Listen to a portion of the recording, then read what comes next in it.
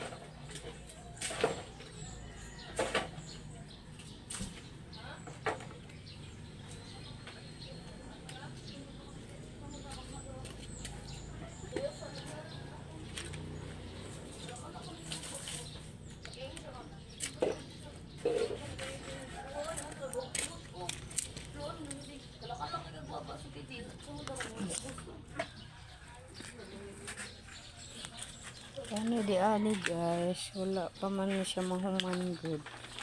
Ang tubig magpundo diha, mana ako lang habuaon itsa dito sa sapa.